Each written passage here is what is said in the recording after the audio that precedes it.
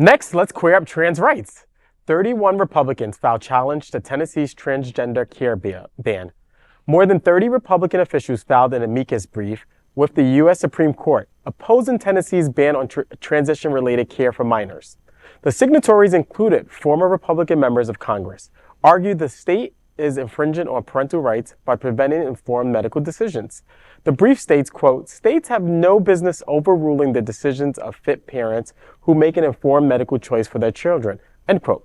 The case LW versus Skrmetti challenges Tennessee's law amid growing efforts by GOP lawmakers to restrict trans health care in 26 states.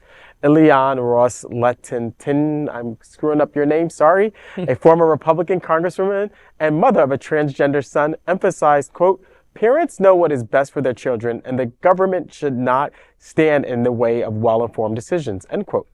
The brief also highlights how Tennessee's law violates the Equal Protection Clause, arguing cisgender children can receive similar medical treatments. Missouri State Representative Chris Sander, one of the signatories, said the issue transcends party politics.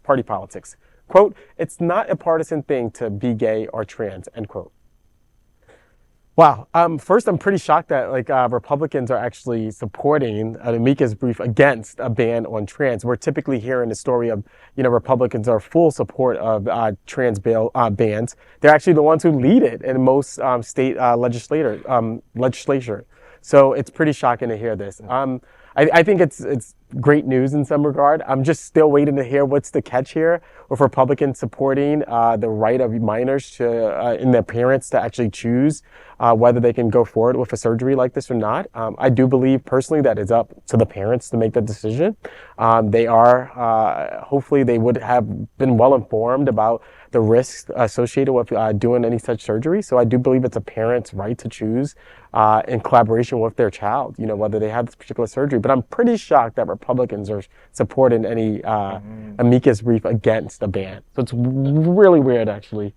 I can understand why a lot of people, even Republicans, do not change their stance on the trans issue until someone close to them out themselves as trans. And for example, and I can never say her name, Ros-Lehtinen. She used to represent my district in Miami, and she has a trans child, and so now she of course supports them. I mean, I applaud those people. I applaud that stuff. Yeah. Unlike certain Cheneys who still go with Republicans, even though her own sister is very gay.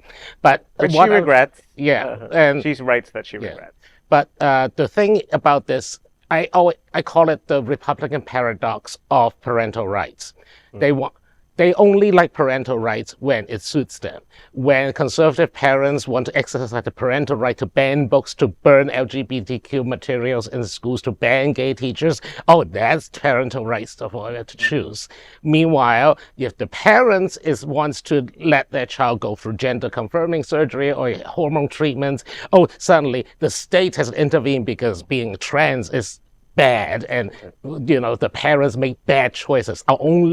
The only choice that Republicans want you to make is the parental choice that they want you to make. Right, that they support. Well, I just want to make sure that we know that Ileana Ros-Lehtinen, love you. She doesn't really represent the majority Republican Party. They're mostly against. No, of course. That's why I'm shocked. But she's not in office anymore. Right.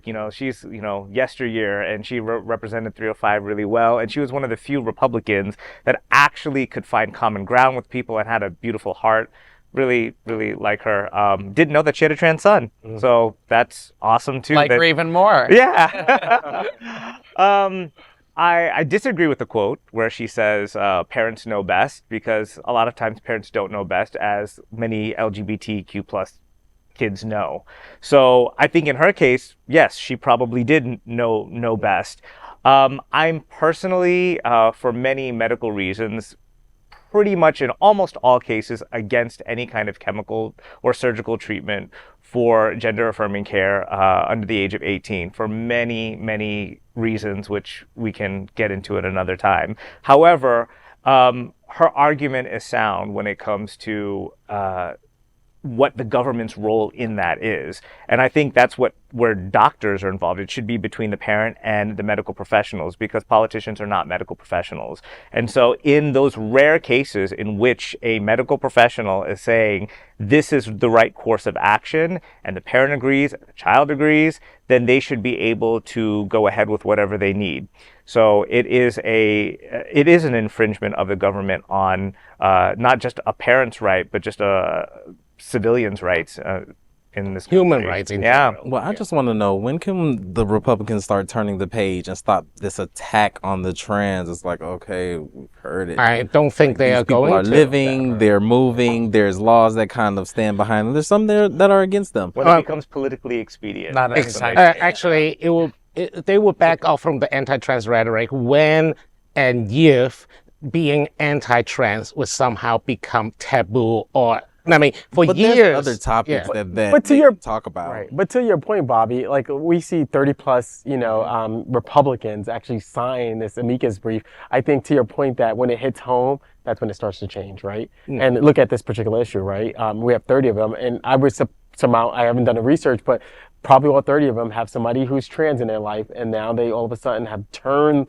the table on whether they support this or not. So we need to make their kids trans. Sign these Republicans That's it. We cracked the code. and take them like Donald Trump says.